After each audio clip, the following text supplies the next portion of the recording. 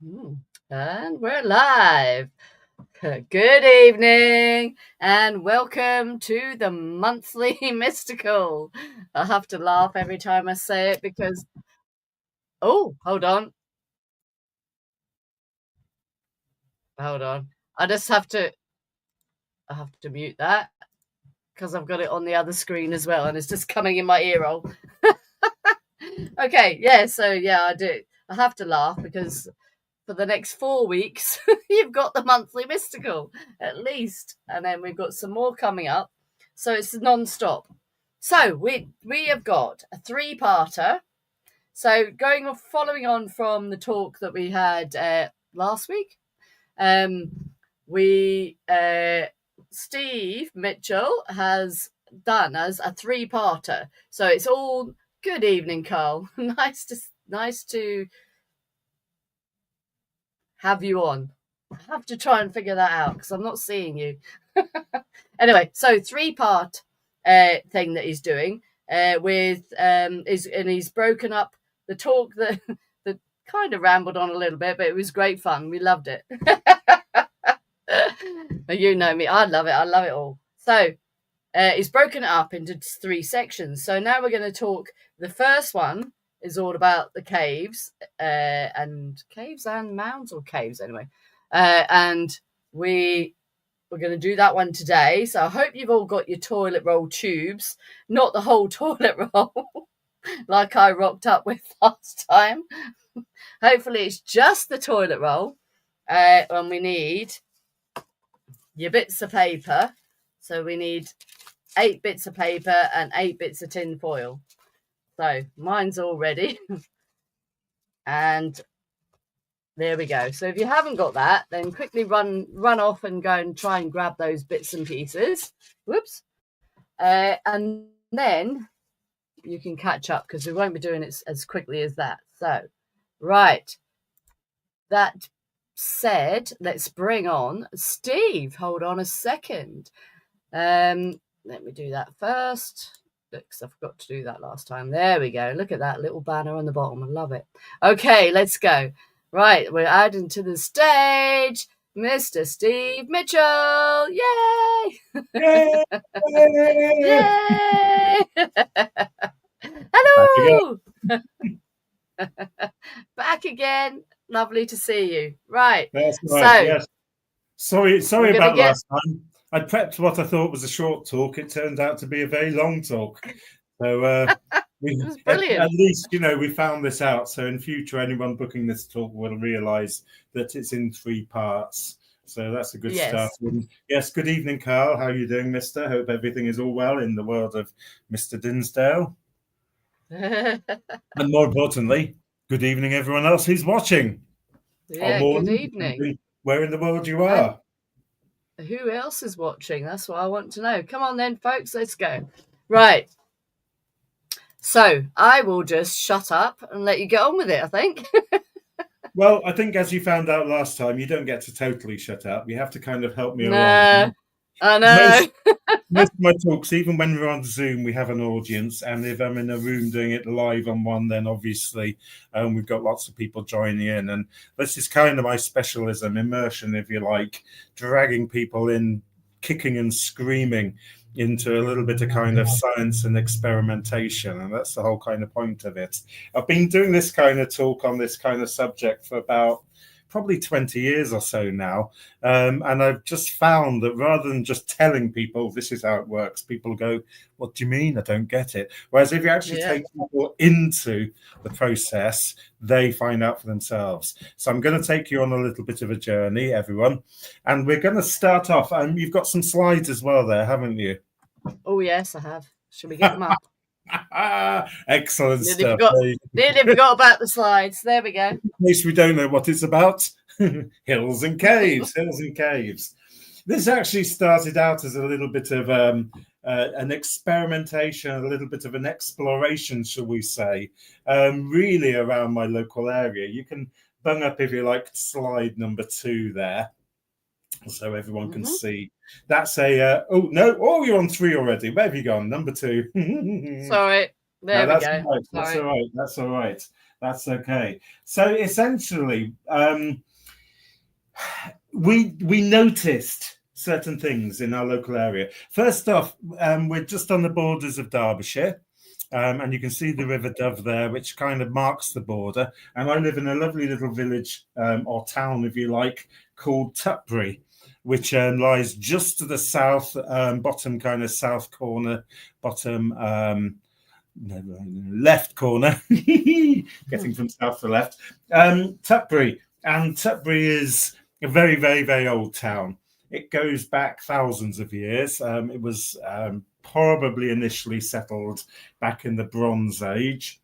And it's fairly renowned for a castle. Now, it's marked off as an Iron Age fort. And it's also marked off as an 11th century castle. But as I say, the actual settlement itself goes way, way, way before then. And really, what we were trying to work out was where our local sacred sites were. Now, we've trolled off into Derbyshire many a time, off to Daltor, if you like, Arborough, Nine Maidens, many wonderful sites out there. And we were thinking, well, there must be something a bit closer. There must be something nearer to hand, shall we say.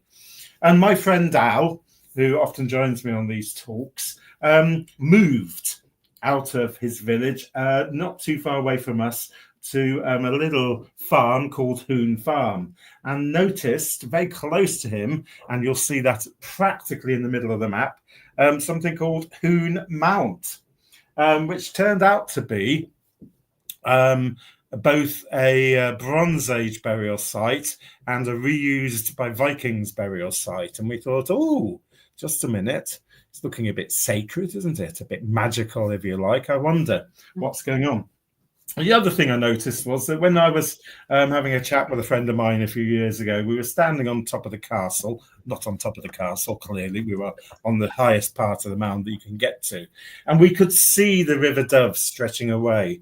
Now, I don't know if anyone's read The Old Straight Track, but The Old Straight Track by Watkins is a rather beautiful kind of investigation, if you like, of alignments. And I'm using the word alignments on purpose here, because what he noticed when he was trolling through the countryside was that things seemed to line up, particularly ancient sites, places with places with churches, places with old kind of stones, things like that seemed to fall into alignment with each other.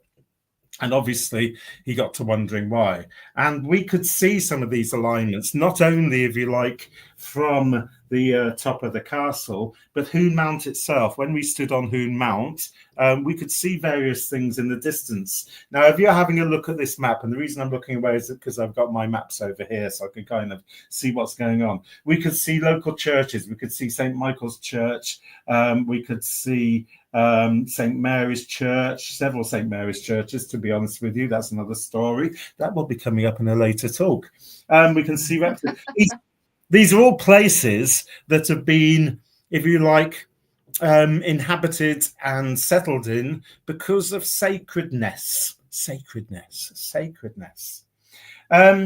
And what makes a site sacred? Why is it special? What kind of draws us to this? Not only now, obviously, because we go and find a stone circle, or we go and find a church, or we find something special about that site, but what drew people to put a sacred place in a sacred site? Why? What was there in the first place? So we have to cast our eyes, we have to cast our mind, our ears, our senses back thousands of years and work out what's going on. And we're going to do that in a second. Can we pop to our third slide? So we'll notice on here that they tend to be hills. And I've got a few of the hills on here, a few of our local hills. So we've got on here Hoon Mount, as you can see on the top of there. It's quite a prominent little burial mound, isn't it? It's not kind of minuscule by any sense. We've got a Toot Hill near us in Uttoxeter. We've got Tutbury, and we've got St. Michael's, which is a church on a hill. You can see that. I'll show you a bit more of that in a little minute. But essentially, we're finding mounds. we're finding hills, we're finding sites that seem to have something that's going on about that site, that's specifically a hill, natural or man-made. So we're going to do a little experiment to attempt to find out what's really going on at these sites. So if we can go to our fourth slide for a second. Now, this is where you guys come into this. Now, before we start playing with silver foil and pieces of paper, some of you will have done this before. Some of you won't have done this before. If you haven't, that's excellent. So we're going to start off with a little bit of a thing. And what I want you to do is take your hands, and I want you to start off maybe a foot or so apart. And I want you to bring your hands in very gently towards each other. Don't touch, just bring them in a few inches. We'll probably do it. And what I want you to do is tell me, or tell yourself, what you can feel, what sensations you can feel between your hands. And I'm using that word very, very carefully. Sensations. What can you feel sensation-wise between your hands? Now, you joined me with this last time, Jackie, and in fact, probably the time before as well. What did you get? Do you want me to join in again, or should you can be our audience? You can be the voice of YouTube, the audience wherever we are. Okay, so yeah, so when I put my hands together, I feel lots of heat. So I feel it warmer as it gets closer. It gets Excellent warmer and warmer. Now, people will pick up on heat. It could well be body heat. Are there any other sensations there? Bit of tingly. Bit tingly, like. Good stuff.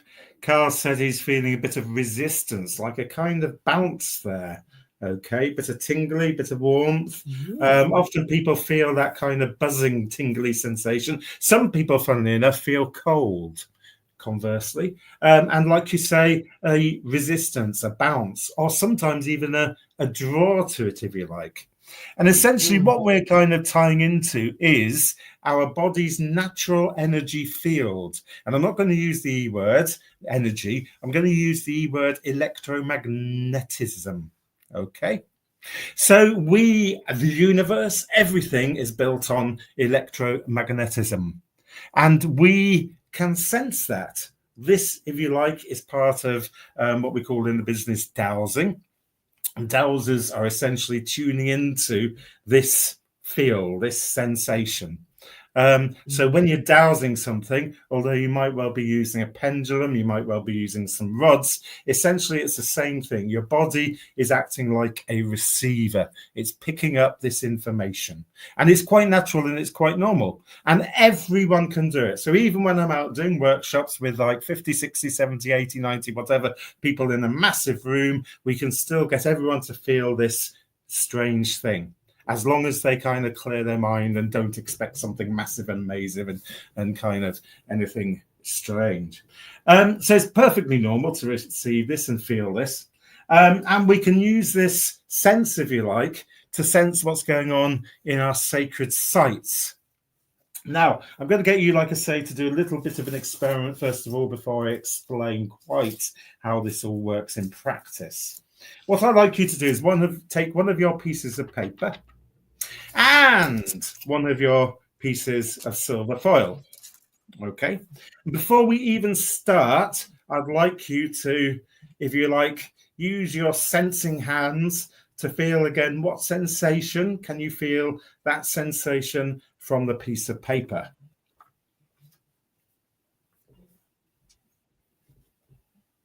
Oh, it feels a lot hotter. Warmer. A lot hotter. There's interesting. Yeah. Because yes, that paper is an interesting thing. It does work for what we're wanting it to do, but it's going to work even more interestingly in a second. And then we take our piece of foil and we do exactly the same thing. So we're testing them out separately. Oh, essentially, I might have overdone that. Foil? Yeah. Similar, different. Yeah, warm. Warm. Yeah. Okay, great stuff. Yeah. So the next thing is we take our piece of paper and our piece of foil and we make a half sandwich. If it was a full sandwich, we'd have everything wrapped in everything. And we do the same experiment We put our hands there, and you can do it if you're holding it in the air like I am. You can do it above and below. And hopefully you'll notice something going on there. How would you suggest that feels now? Yeah, hotter. Hotter again. Yeah. So what we're going to do is we're going to create a little bit of a sandwich now, because we're going to add another piece of silver foil on top of the paper. In fact, let me just find a single piece. That was a bunch of this. We've got loads of this stuff lying around for when we go out and do workshops and people haven't got any with them. And then we'll essentially find another piece of paper. Yep. And then we find, well, let's do that as it is, as it stands. Is that increasing that warmth? Yeah. Excellent stuff. And then we put some more foil on top. Keep checking it as it goes along. Have a quick sense, as it were. And we're building a stack of layers. Okay, anyone else watching, anyone else tuning in, can you feel that same thing there? What are you feeling?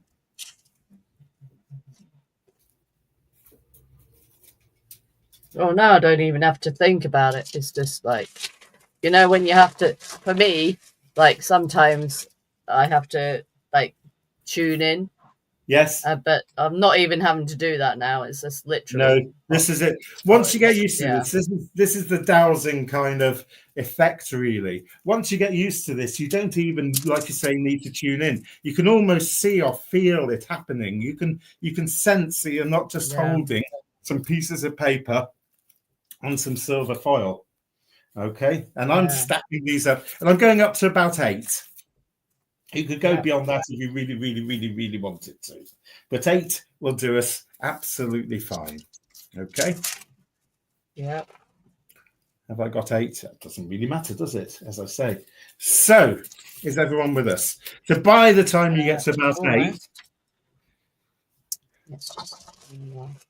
you're holding an electromagnetically energetic sandwich.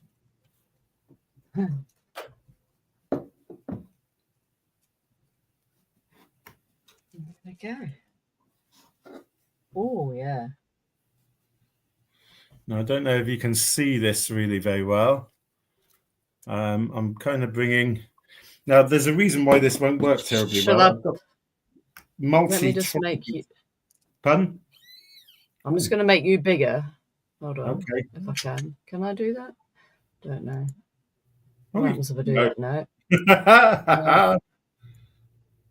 No. Oh, that's... Let's swap. Oh, no, I don't want to remove you. I'm trying to make you bigger. Okay, it's not working.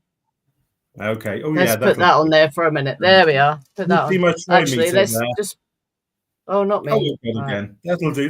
That's absolutely fine. So I'm using a trimeter here, which is set to... Oh, you can hear it squeaking as well. Electricity. Can you see that? What is that? What do you call it? An EMF reader? Meter. EMF reader. Oh, I've got one.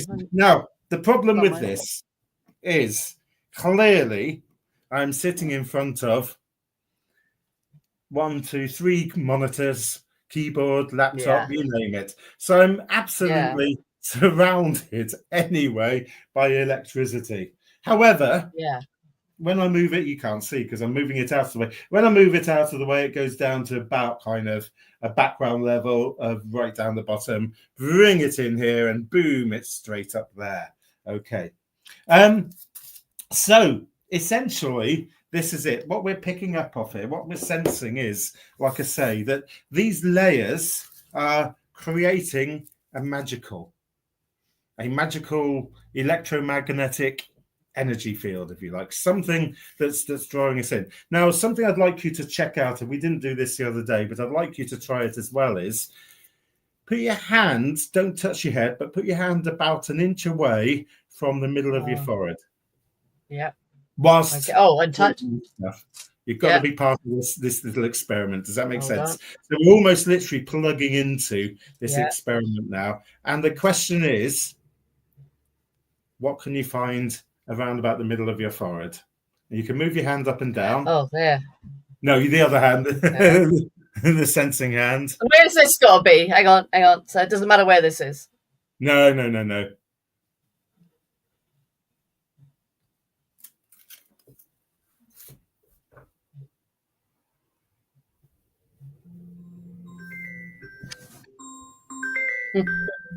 I can hear music.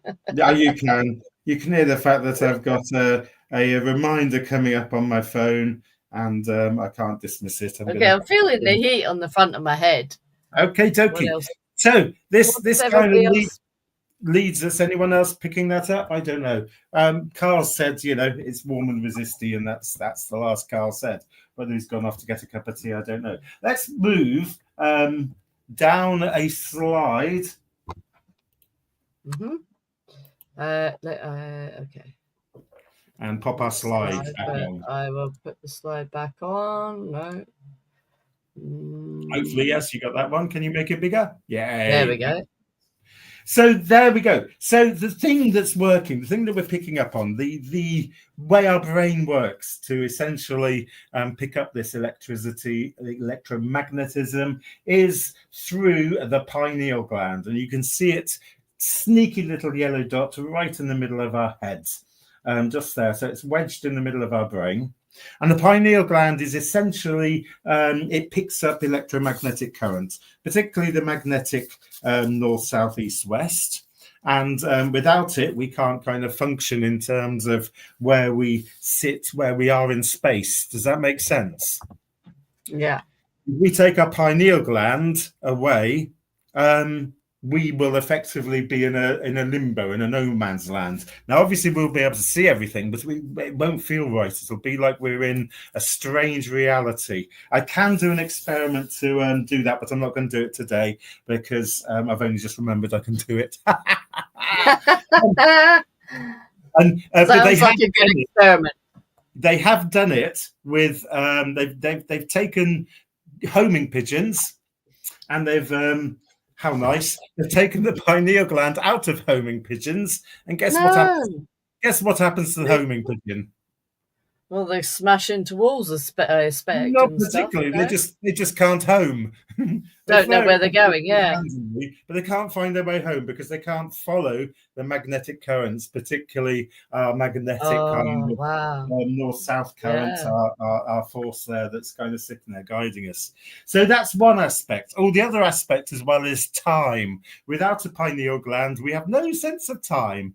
We're completely lost in the world. We have no time. If we were to sit ourselves in a darkened room with the curtains closed, no pineal gland, we wouldn't know what time of day it is. Yes? Okay. Can I just say one thing about that one? Yes. When I was doing my hypnotherapy course, etc., yes, time is a metaphor. There is no time. It is something that we made up. So does it make any difference? I mean, does the pineal? I mean, do you know what I'm saying? I mean, obviously, we know by the sunrise and the sunset, but the time thing, like as in a clock, is a made up thing, isn't it? It is. It is a concept album, if you like, and we know that actually time isn't linear. It's timey-wimey, as the Doctor Who fans will kind of pick up on. But as you quite rightly say, the sun is very important. The sun gives a solar time, if you like. Okay. Yeah. Out of the universe, we can't have a solar time because we haven't got the sun, if you like. But within our sphere of working, it's solar time we're thinking about. And this is the point. Without the pineal gland, we can't kind of calculate or adjust or work within solar time. And that's the link. So solar time, solar place, if you like, the place within our universe, our world, our Earth, suddenly doesn't kind of work very well. So our pineal gland is responsible for effectively creating a contact between us and what we call reality. Okay. And I say what we call reality because, as you say, time is out of that, really. We kind of have a constraint, if you like, a construct of what we think reality is. We have a construct of what we think reality is in terms of space, in terms of things about us. And the way the brain works is basically we absorb information through our pineal, through our other senses, and we create a construct inside our heads, and we reproject that out onto the world. But that's another talk. That's holographic universe theory. I'm not going to go there because, again, No, this stay on topic. 1 hour to another 2-3 hour talk. And the interesting thing, by the way, is the skull itself seems to be part of this process, and we'll come across this a lot more in my next talk all about skulls. Essentially, the skull acts as a good kind of conductor, a electromagnetic conductor, which is very interesting, and it's down to the fact that it's made of calcium. So in itself, because it's semi-round, it creates what we call a resonator. It resonates, it creates a kind of focus, if you like, inside the skull. And funnily enough, the focus is the pineal gland. So the skull is part of this process, and it's a very, very important part of this process. It focuses this thought, if you like, this energy, this space into the pineal. The pineal kind of reacts to it, and off we go. We can talk a lot about that, but we won't. Okay. The important thing is we have a device here which we measure with, which we sense with, and we have stuff that we sense. So let's have a look now at our next slide down. Here we go. Sacred Mound. This one is Silbury Hill. Everyone knows Silbury Hill. Do you know Silbury Hill? No. No. It doesn't actually matter whether or not you know Silbury Hill or not. The reason we know this is sort of important. Alan will talk about grass and all kinds of things that allow us to date it and date the layers and how it was built. This sacred mount here, I keep moving my mouse around. It's on the wrong computer, and it doesn't help if I move it. As you can see, made of layers. Okay, and what we find is that mounds, sacred mounds, specifically built on sacred hills, but not always. Silbury actually isn't. It's got a lovely lake around it at certain times of the year. I'm not going to go into water today. Essentially, they're made of layers, alternating layers. And that's very, very important because this here is the structure of a sacred hill or a sacred mound. Does that make sense? Yes. So whenever we're in the vicinity of, that's going woo, woo, woo, woo. That's kind of tuning in to our pineal, and we're starting to get a response. And the pineal response is essentially, whoa, something's changing around here. Our sense of reality, our sense of time, our sense of space, our sense of where we are, if you like, who am I, where am I, is being impacted and affected by sacred mounds simply because of their construction. Now, the good question is, did mankind know about this before they created the mounds? And the answer is probably yes, simply because, as I say, a sacred hill does exactly the same thing. And we can look at that in a minute. If you go to slide 7 for a second. Slide 7, some people may or may not know what this is. It is basically a capacitor. And a capacitor is an electrical, if you like, component. And basically, when a capacitor, which is exactly the same as this, you can see it, layers of alternating layers. In this case, I think it's paper and silver foil, exactly like we've made this, but you can make them with all kinds of things. It doesn't really matter. Basically, when a voltage is applied to a capacitor, imagine this, we're in a sacred space, we've got an EMF field going round, so it's our model, if you like, that we can actually see. The plates themselves, the capacitor accumulates charge, electrical charge, and it creates an electrical field.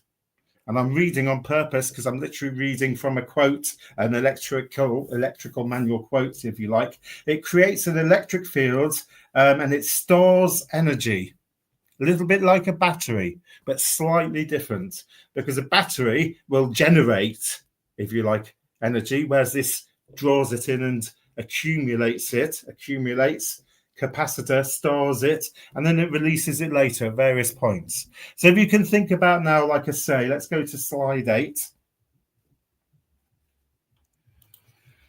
So if you can think about, like I say, these hills that we saw earlier on in an EMF field, accumulating EMF, electromagnetic energy, which is ready to go padoom, padoom, and bounce off.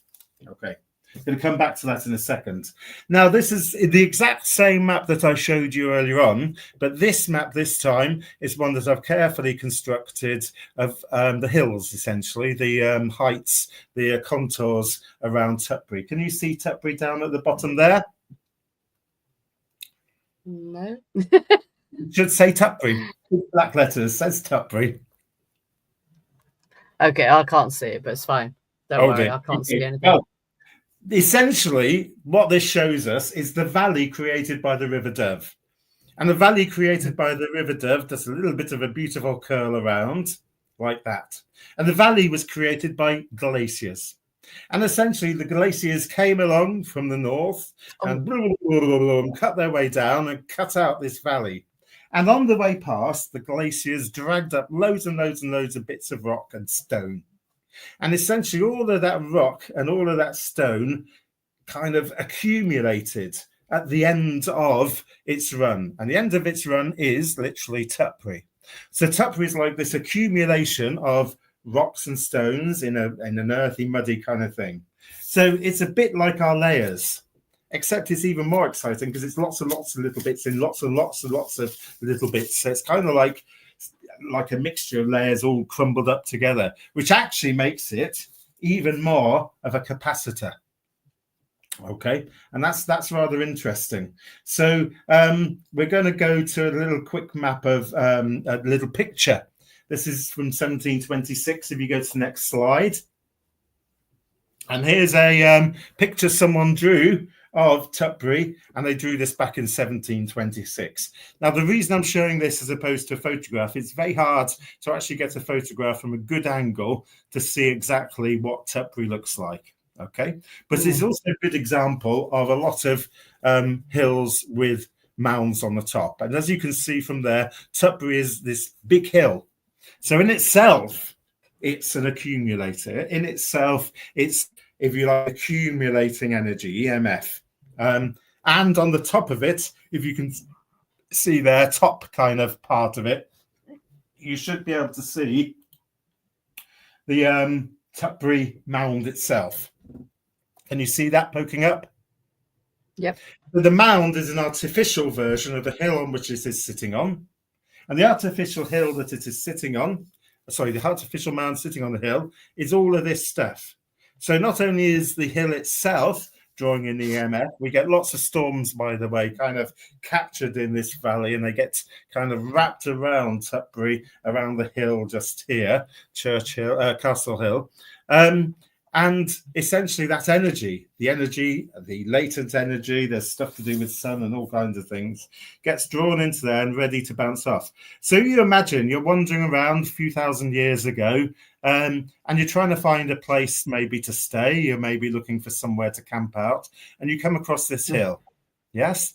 And this hill's giving you a tingly feeling. It's giving you that warmth, that tingle, that pressure, that's something about it that's saying. And so you build a mound on there that doubles that up. So you're setting it out as special.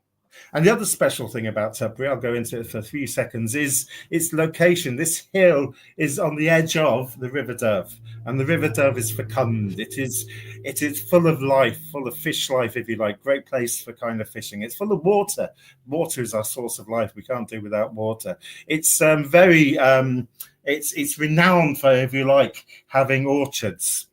So it's renowned for growth. So this in itself is a magical place, all surrounding this hill here, which is on the end of a series of hills. When you look out from the top, you can kind of feel how the landscape talks to us. And it's a magical hill, as I say, a magical place with a magical top on it. So it becomes a draw for ancient man. And it becomes a draw, so they mark it out and make it even more magical by putting, like I say, the artificial mound. The artificial mound is Tut, or a toot, and we come across toots quite a lot, and we're going to talk about toots in a little bit. Okie dokie. Now, the question really is, we've got our layers of silver and our layers of paper. We've shown how hills work, and this is kind of roughly where I got to in the last couple of years of research, talking to people, demonstrating stuff. Like I say, Al would join me and do a whole geophysical thing and show how all the different layers worked. And we'd probably spend about an hour just talking about this. I've cut it down on purpose because we need to talk about another thing. So we're going to bring into play our sacred toilet roll. Okay. Now, if you want to do that thing where you made me big again, that would be rather nice, I think. Okay. How did I make you big? Let me do it. Where was you? Hang on. We'll do it that way. Right. Now, hopefully, we've still got our layer sandwich. And we know that that's buzzing away. And like I say, I can get my little EMF thing out and go do with that and all kinds of things. So what I wanted to know really was, I was interested recently, why caves? Why caves were sacred? Now, there was a reason I ended up in caves and why they were sacred, and I'm not going to go into it today because it's part of that bigger talk, the one that takes 2 or 3 hours. So just assume that we've got a little bit curious. We've got hills, but we know caves are also sacred places. What is so special about a cave? So we're going to use our same experimental model that, as we can see, works rather beautifully. And we're going to take our toilet roll inside of, no paper, please. And please make sure you've finished it and that no one's desperate to go to the loo in the meantime. And we're going to jump a stage, but if you want to, you can do this bit by bit. You can take a piece of paper if you like, and you can wrap that around your toilet roll. And you could take a piece of your silver foil and you can wrap it around the toilet roll. Ta-da! And you can sense what's going on top of the toilet roll. Can you do that? I can, but I'm cheating. I'm going to wait. You're cheating because you know the answer. I know the answer. Okay, so you give us the answer. Essentially, on the top of that toilet roll, this is now a hill, if you like. A hill. It's kind of curved over. And I'm going to just take the whole lot and I'm going to put them on top just to jump. If you want to, and you're trying this at home and you want to take a pause on the video or on YouTube or whatever, take a pause and try it layer by layer like you did before. However, what you're going to end up with is this construct here, which represents not only a hill, but it represents a hollow hill, i.e. a cave. And the question here is now, and Carl, being as you're the only one who's talking to us in the chat, what do we sense? And not only what feelings, as in that kind of sense of pressure, that sense of heat, that sense of tingle, what do we sense above? What do we sense below? But most importantly now, what do we sense at the ends of this hollow tube? So bring your hands in. I always start at a distance until I find that tingle, if you like, that warmth, that sensation. And you're going for the ends now. So hold your tube and you're bringing your hand in. And what are you feeling there? Oh.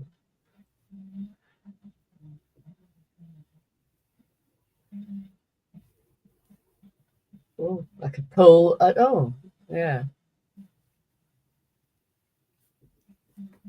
Actually, it's a bit cold. Oh, that's interesting. Okay, that's absolutely fine. You're finding a change, if you like. Carl said he's finding a resistance at the ends. Yeah. Now I'm going to hold. Can you see how I'm holding mine? So I've effectively got my hand, so it's masking the end, but I'm receiving in this hand here. So I'm kind of tuning in. I know that my hand's feeling whatever's going on with the tube, and I'm just checking in to see what's going on in my pineal. Oh, okay. So we need to bring more things in, you see, this time. And where am I supposed to, where should I be sensing that? Where do you think you should? You've done all this wonderful kind of hermetic-y, kind of golden dawn-y, kind of Kabbalistic stuff. But you know about it, you've done your healing things. It's there's one place in there, isn't there? What do you call it?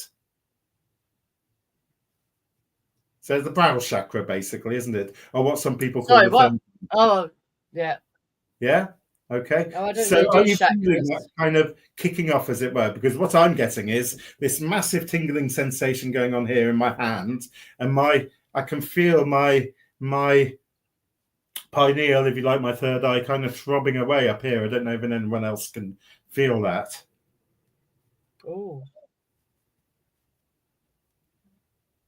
Yeah. Yeah. That's Okay. interesting. So it's interesting, isn't it? Indeed. Now, Yeah. this looks a bit rude. It isn't, clearly. Although, no, I'm not going to go into it. Bring the finger into play, sir. Would you mind bending over while I? Yes. So essentially, what I want you to do is sense what's going on inside. If we could make it bigger, we could climb inside of it, and it wouldn't be so rude. What I want you to do is sense. Essentially, can you see what I'm doing? I'm popping my finger in there, and I'm feeling what's going on inside the toilet roll. Okay, are we keeping this open on both ends, or are we doing? Keep it open. Does it matter? Well, I don't know. We can do another. We can do something else in a second. Keep it open for now. Oh. What are you picking up? So now it feels like how do I explain? So like that, as if it's like enclosing my finger. Does that make sense? Yeah. So you're feeling kind of pressure in there. Yeah. Contraction, if you like. Yeah. And obviously, and the warmth as well. But it feels like it's like quite compressed. So and like now you're tuned into your. I would like to be going in there full on, because that's quite claustrophobic. But right, hang on to that feel. You're getting claustrophobic from a toilet roll. Next time you go. No, but. Next time you go for a poo, just don't get claustrophobic, guys. Okay, it won't harm you. Could scar people for life. This could. I've got many YouTube shorts going on for this one. Hilarious. No, what do I mean? I mean, if I was in a cave and I walked into the cave and felt that, then I would be like, oh, this is a bit scary, because I'm feeling a bit. Yeah. Absolutely. So it's kicking off. It's kicking off on some other levels. This is really interesting because we're clearly not underground. We're clearly in the comfort of our own. Unless you got one of these houses that's underground for the heat or anything, we're clearly in the comfort of our own room. So we shouldn't be getting that claustrophobic cave feel from a toilet roll, and yet you have reported that. That's interesting. I want you to hang on to that. Carl, are you because you're the only one talking to me? If you might be the only one watching at this particular second. People on YouTube. There is other people watching. I don't know what they're doing there. I think perhaps you should advertise this on YouTube to get some more hits. How to get claustrophobic from a toilet roll. Okay.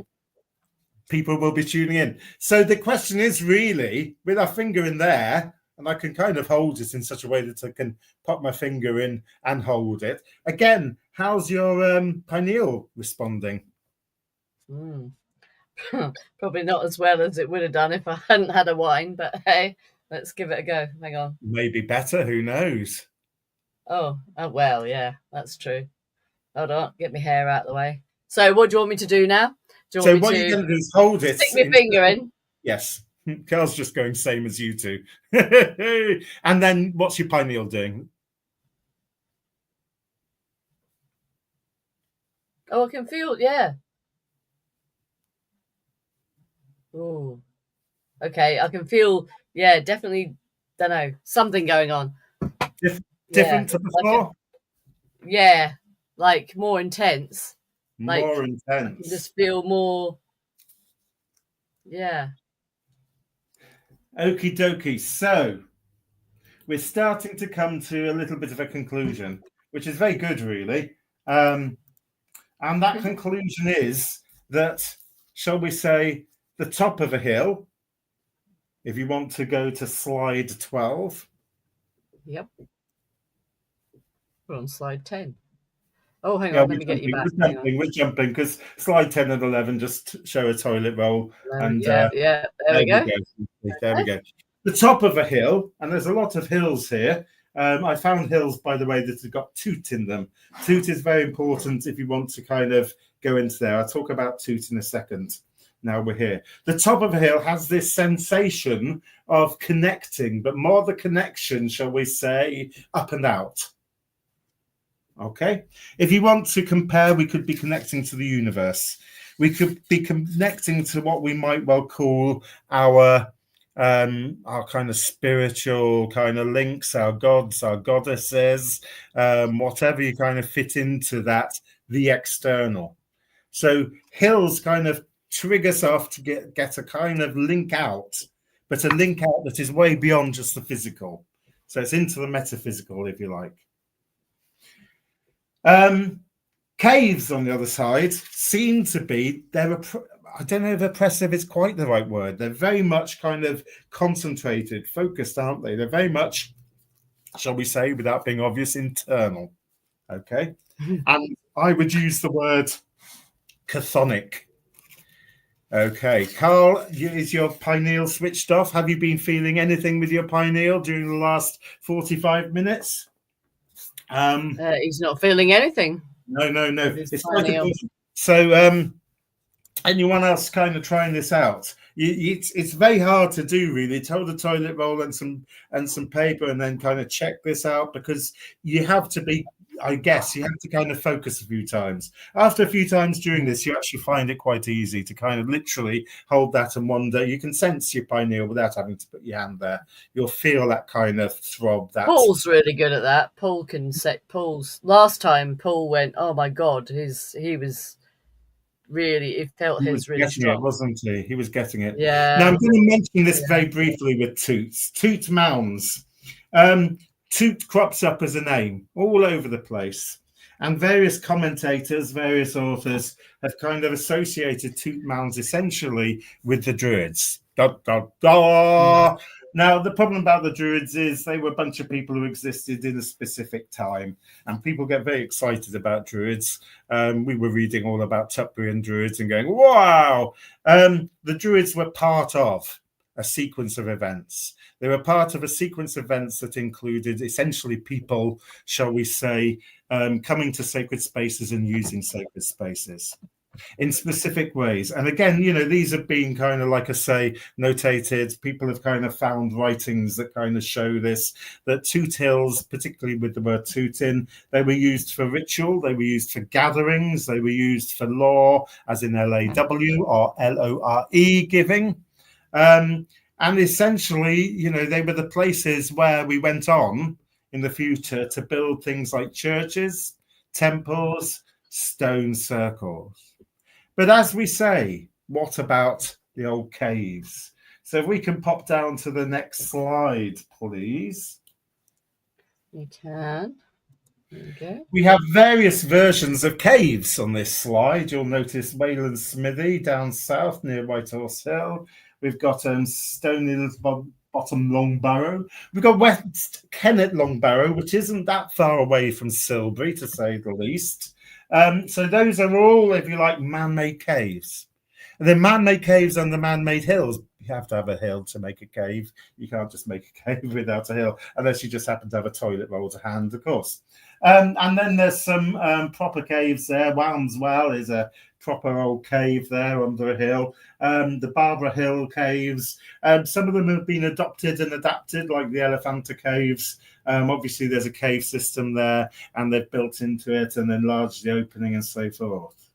However, the most important thing is, what do we feel? Well, we've already kind of done a little bit of a test now. Essentially, what we're saying, really, as I say, we stand on top of a hill and we connect through our pineal. We connect with the universe. We connect with God. We connect with Goddess. Okay. If we're in the earth, inside the cave, we're literally connecting with the earth. We're making earth connections, chthonic kind of connections deep within. So we've got an outside and an inside, as above, so below. And we've discovered that there also seems to be a slightly different feel between the two, just with a toilet roll and some pieces of paper and silver foil. I love, by the way, doing these things just with people in rooms or people at the end of a computer, because we can experiment without having to go miles off into different parts of the world or the country to test this out. But you can do if you like. What we end up with is, as I say, a place of not only law giving, not only a place to meet, if you like, a place to maybe exchange stories, exchange music, all that kind of stuff, but a place for ritual. And the ritual is, if you like, it's a ritual of connection.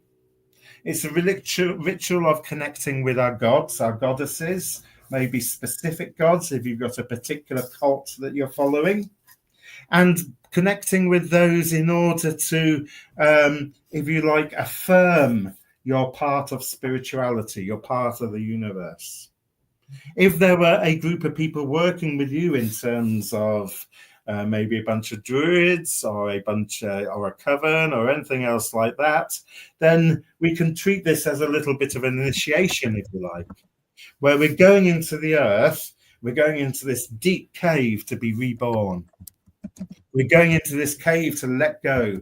And if you can imagine now, we're in this cave, we've got this sort of oppressive feeling, our pineals kind of pumping away like nobody's business. Its main connection is down in the depths, very much like, birth, very much like death, very much like being reborn, if you like.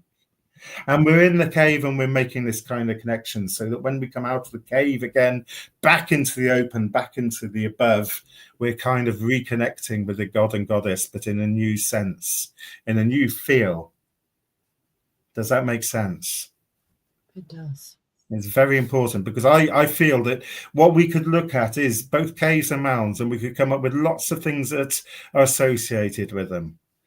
Everyone can say, oh, well, they're a high place, so they're great for, spotting our enemies, if you like, our predators. They're great for kind of spotting our prey, our hunt, the things that we're hunting.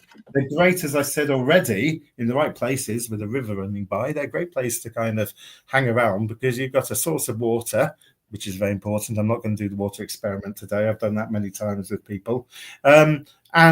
You've got a source of food, you've got a source of enrichment, if you like. You also, when you put a temple, by the way, means time, comes from tempo, comes from the Latin. So temple associates, we talked about time earlier on, temple associates with time, with linear time, if you like, with solar time, but also with lunar time, with planetary time, with all kinds of time. So it is fair to say that any sacred place, whether it is a set of stones or whether it is a church, is associated with calendars. But it doesn't mean that that's exclusive. It's very much inclusive. Because when you're associating with time, you're associating with the big wheel of time.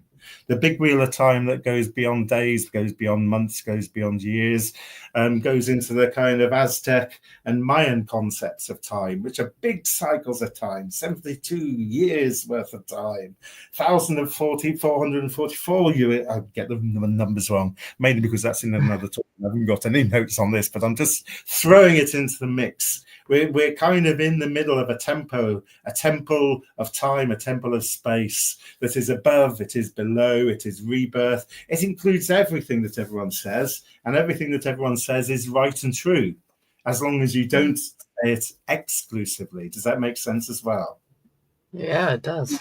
The fact that we've got alignments, the fact that I did this the other day, a week or two back, I went up with a friend up to the top of another hill called Nine Maidens, right down in Dorset, right down in fact, down into kind of Cornwall. And from there, we could see a number of things. We could see local alignments to local hills that were marked out by very old stones, old rocks that just kind of seem to sit in the right place. And within that kind of natural alignment, someone a long time ago had built a stone circle to align to those alignments, but bring in the sun, bring in the moon, bring in the planets and all that sort of stuff. And then within there was a burial, kind of what they call a burial chamber, a mound, if you like, that had collapsed in on itself. So there was also this magic kind of electromagnetic capacitor going on.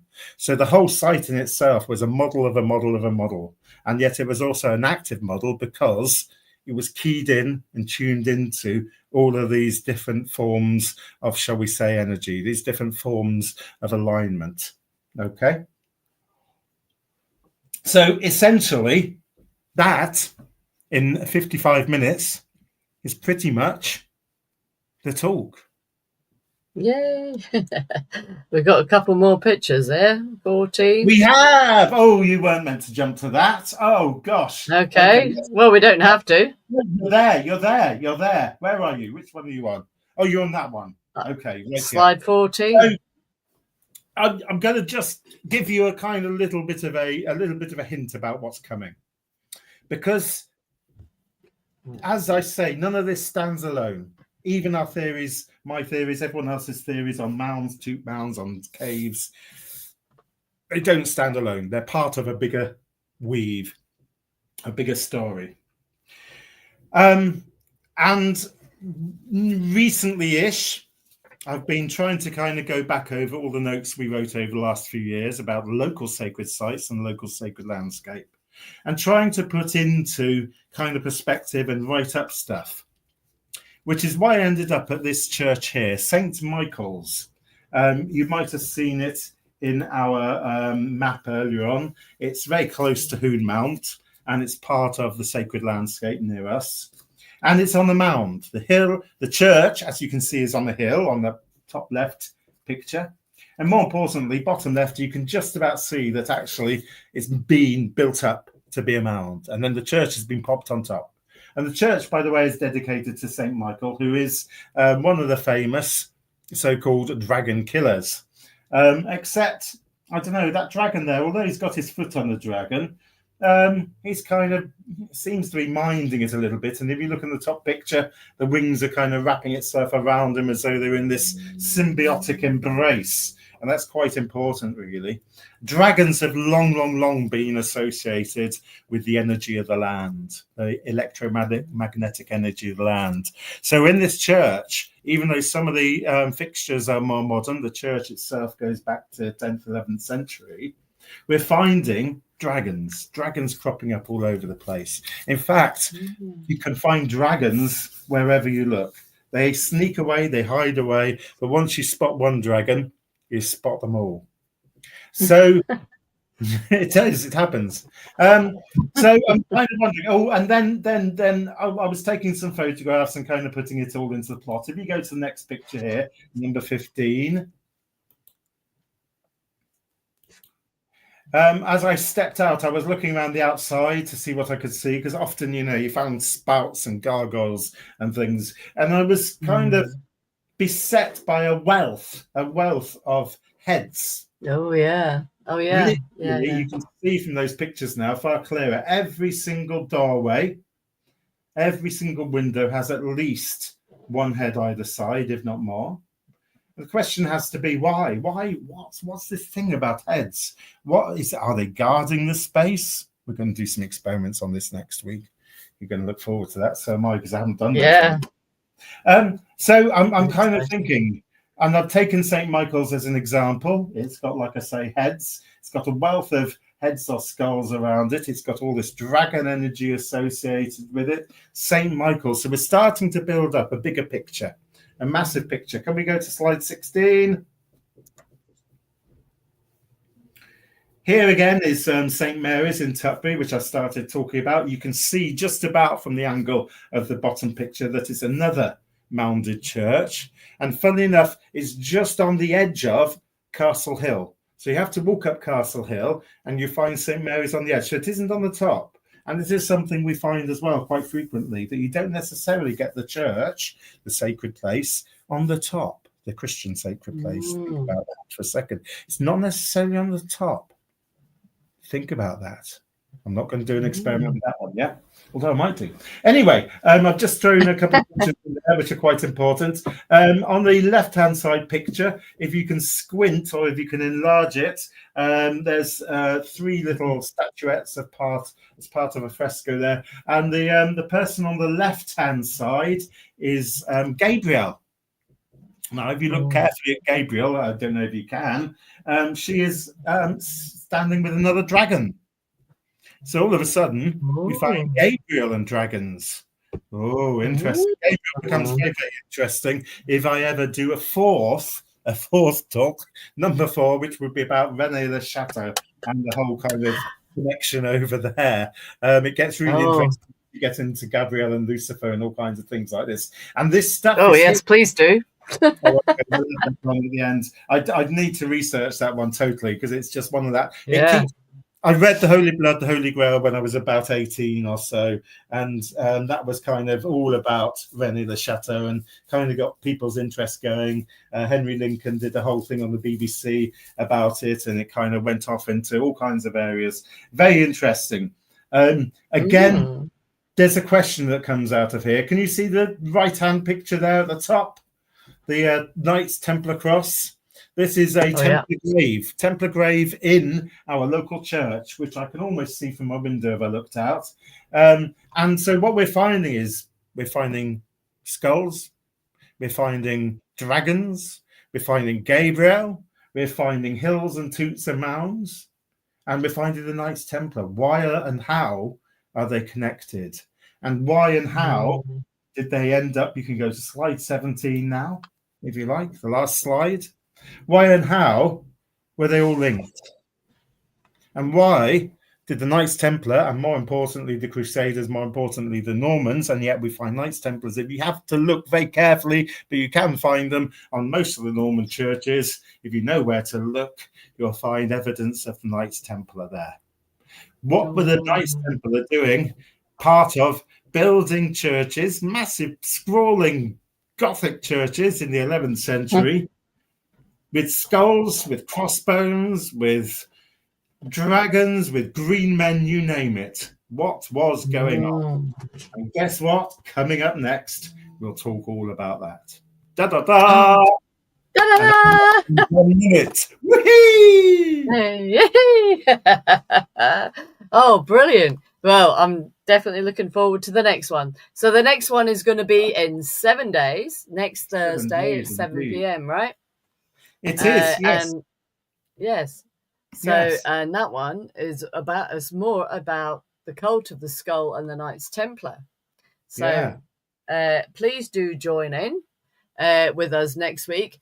Don't forget to like and subscribe to our channel so that you can be notified when all these things are happening.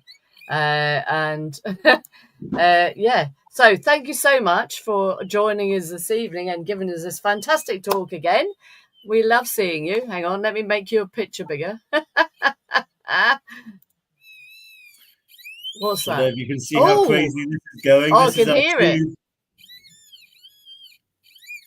It's getting a fluctuation as well there, which is very interesting. Yeah. It's not just steady, it's a pulse to it, and the pulse is important. Anyway. I'm going to get mine out later. I've got one somewhere. Trimeters are wonderful things. There's another talk that would involve equipment and talking all about ghost hunting and how these wonderful things absolute bollocks and absolute wonderful things when you're ghost hunting. Maybe we can do a debate with somebody who I had on a couple of weeks ago about ghost hunting. So yeah, that would be fun. Who did you have on? What's his name? I can't think now. My brain's dead. It's too late at night. But let's have a think about that one. That's quite funny. We'll talk about that have a debate. I'm not even going over to the other side of my room where we've been building things, and it's finding out what people are using and why and why. And I kind of mentioned something earlier on about it, and I'm not going to go back to it because we've finished. We have finished, Stephen. We're finished. We're finished. We're finished for the evening. Let's go. Right. Thank you, everyone. Right. Thank you, ask Steve. Questions, email me, or if you know where I am on Facebook, come and find me. We can talk about all kinds of wonderful things. His email is on the top there, where he's speaking. Yes, and I will add anything that he wishes onto this video for you to get more information. Thank you so much, Steve. That's so much fucking brilliant. Oh, I swore. Excuse my language, but it was good. Thank you. I knew the F word would come out eventually. All right. See you soon. Thank you so Thank you much. very much for having me. See you next week. See you next week. Bye for now. Bye. Well, that was so cool, right? Apologies for my F word. Just popped out there. That's the sparkly doing it. I'm not going to apologize for that because why? Okay, so thank you so much for joining us for the monthly mystical. Should I change it to the weekly mystical? I like the name. I like the name monthly mystical, and I shall see you all on the next edition, which will be next Thursday. I hope you all can join me. Please do like and subscribe to the channel. It helps. We only need 100 and something or other so that we can make this channel even bigger and help more people. So that would be really cool if you could subscribe to the channel. Thank you very much, and I'll see you all on the next edition of the Monthly Mystical. Bye for now.